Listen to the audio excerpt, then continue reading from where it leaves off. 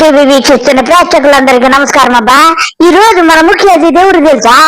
TV5 Sambasivarao. మనకందరికి తెలిసిన అయిపోయి పాపం ఎంత చక్కగా వార్తలు చదువుతాడు. అయిపోయిన సెప్టెంబర్ 15 నాటి నుంచే టీకి బయట పడేసినాడంట బిఆర్ నాయుడు. అదేనబ్బా టీటీడీ చైర్మన్ TV5 అధినేతంలో బిఆర్ నాయుడు అప్ప తీసేసినాడంట. అబ్బా నాకు బలి ఏడిపోతుంది స్వామి. ఇది ఎందుకు జరిగింది తెలుసా? మన చంద్రబాబుని ఏందో అన్నాడని చెప్పి టీవీలో ఆ ఎప్పను బయటకు పంపించేసినాడంట. అబ్బా దీనికి అంత బాబేనంట. పాపము నాకు చాలా బాధ ఉన్నదబ్బా.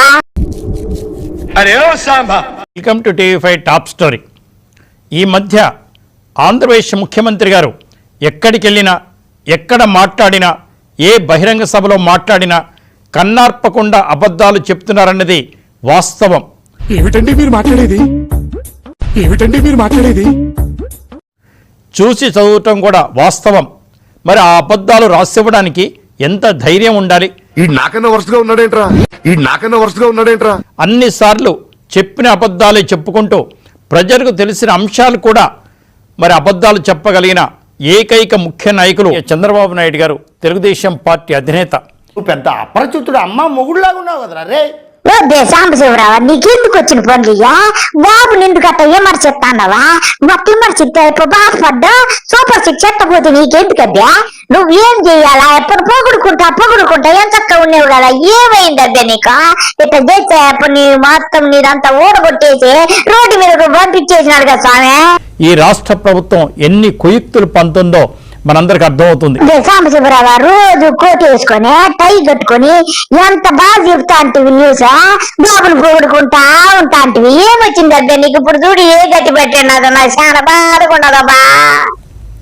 ఇక వైఎస్ రాజశేఖర రెడ్డి గారి ఆ మహనీయుడికి, ఆ మహాత్మునికి అందరూ కూడా డెఫినెట్గా ఆంధ్రప్రదేశ్ ప్రజలందరూ కూడా గుర్తుంచుకుంటారు. మస్తు షేడ్స్ ఉన్నారా నీలా? అబ్బో కమలాసన్ సాంబశివరావా ఇంతకాలము బాబుకు చెక్క భజన చేసి నాలుగు కూడా అడిగిపోయేటట్టు చేసినావు. ఇప్పుడేమో వైఎస్ రాజశేఖర రెడ్డి మంచోడు దేవుడు అంటే అప్పుడు కోపం రాదబ్బా. నీ గోడలు ఊడదీసి రోడ్డు మీద కేసేసినాడంట కదా. పాపం కూలి లేకుండా చేసేసినాడు కదబ్బా. ఎంత బాగా చెప్తాను నువ్వు TV5లో. నాకు చాలా బాధగా ఉన్నదబ్బా. వైఎస్ రాజశేఖర రెడ్డి గారి గురించి, ఎన్టీ రామారావు గారి గురించి ఇవాళ సజ్జల రామకృష్ణారెడ్డి గారు మాట్లాడారు. అత్యద్భుతంగా మాట్లాడారు. కానీ వాస్తవాలు చెప్దాం ప్రజలకి. ఇక చంద్రబాబు నాయుడు గారి గురించి ఎన్టీ రామారావుని వెన్నుపోటు పొడిచి గెలిచారు. నువ్వు మనిషివా పశువా? అసలు ఇంత స్థితి తెలుగుదేశం పార్టీకి ఎందుకు వచ్చింది? ఇప్పటికీ చెప్తున్నాను, చంద్రబాబు నాయుడు గారు పరిపాలన మీద కాన్సన్ట్రేషన్ చేసి, రాష్ట్రం మీద కాన్సన్ట్రేషన్ చేసి, అభివృద్ధి మీద కాన్సన్ట్రేషన్ చేసి. సాంబశివరావు నువ్వు బలి తెలివైనోడు అనుకున్నా. ఇంతకాలం ఎంత నువ్వు తెలివి లేనోడు అనుకోలేదబ్బా. ఇట్ట మాట్లాడతావా నువ్వా? ఆ ఇప్పకు చెప్పి అంత తోడివా? ఆ ఇప్పకి ఎవడన్నా చెప్పినాడా? అది సరే గాని ఎన్నుపోటు అంటే బాబు కేడ గుచ్చుకుంటాడు తెలుసా? ఆన్నే గుచ్చుకుంటాదబ్బా. అట్లాంటి మాటలు మాట్లాడిన గురించి కాదు నేను TV5లో మేడ పెట్టించి బయటికి దోచేసినాడు. ఏందబ్బా ఇట్లా నీకు ఎంత పెద్ద మంచి అనుకుంటే ఇట్లా చేసుకున్నావు ఏంద్ర స్వామి? హైటెక్ సిటీ మీద కాన్సన్ట్రేషన్ చేసి పార్టీని వదులుకున్నారు మీరు. పార్టీ కార్యకర్తలను వదిలేశారు, పార్టీ నాయకులను వదిలేశారు. జెండా మోసిన, జెండా కట్టిన కార్యకర్తల్ని గుర్తుంచుకోలేదు. కాబట్టి ఎప్పుడు చూసినా పని పని పని పని పని పని. అందుకే పార్టీ అట్లయింది. పని ఏందబ్బే పని? అసలు ఇంకా లేదు ఆ మాట అంటే. ఏం పనిరా స్వామి ఏందేమో అనిపిస్తుంది. ఏం పని? రాత్రుల పని, పగులు పని, ఏం పనిరా నాయన? ఇదేమి కర్వరా స్వామి? కంట తడి పెట్టుకున్నారు చంద్రబాబు నాయుడు గారు.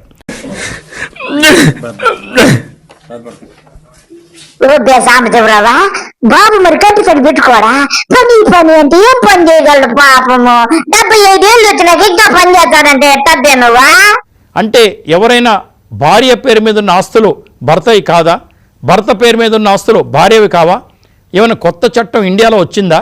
ఏమైనా సుప్రీంకోర్టు ఏమైనా కొత్త డిసిషన్ వచ్చారా? లేదు కదా. అవన్నీ ఉమ్మడి కుటుంబ ఆస్తులే కదా. సాంబా నాకు అర్థమైంది ఏం తెలుసా? వాళ్ళ గొడవల్లో నీకేం పని అబ్బే? హెరిటేజ్ అట్టపోతే నీకెందుకబ్బే? ఫోన్లే గానీ పోయే ముందు సార్ నువ్వు బిఆర్ రాయన్ని బాగా పొగిడి దేవుడు కదా నీకు రాముడు కదా, నువ్వేంది హనుమంతుడంట కదా. ఓ సార్ అన్ని విషయాలు చెప్పి పోద్దే నువ్వు ప్లీజ్. మాకు సార్కున్నది భగవంతుడికి భక్తుడికి అనుబంధం. భగవంతుడికి అనుసంధానమైనది అంబికా దర్బారు వత్తి. ఓ సాంబా, నీ బట్టి ఆడ పని చేసినట్లేదుగా నీ దేవుడి దగ్గర.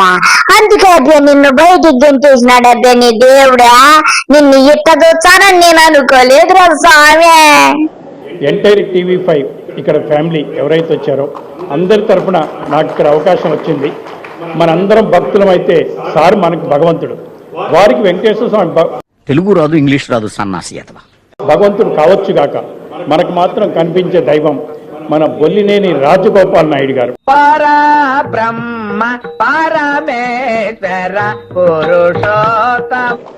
ఎస్, ఒకసారి చాలా మంది మీ చరిత్ర ఏంటి, మీకేం తెలుసు అని మీడియా పెట్టారన్నప్పుడు నేను ఆ రోజు డిబేట్లో కూడా చెప్పాను, మీకేం తెలుసురా మా సార్ సంగతి.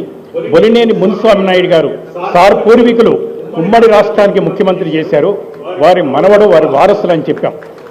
నేను దాదాపు 4000 డిబేట్లు TV5లో చేస్తుంటాను. మిగతా అందరూ భక్తులైతే నేను మాత్రం శ్రీరామచంద్రుడికి హనుమంతుడిలాగా ఉండేవాడిని. సాంబా, నువ్వు బయట ఎన్ని కోట్లు సంపాదించినవు అన్ని కూడా బిఆర్ నాయుడికి తెలిసిపోయిందంట. ముఖ్యంగా బాబుకి ఇవ్వాలిగా పర్సెంటేజ్.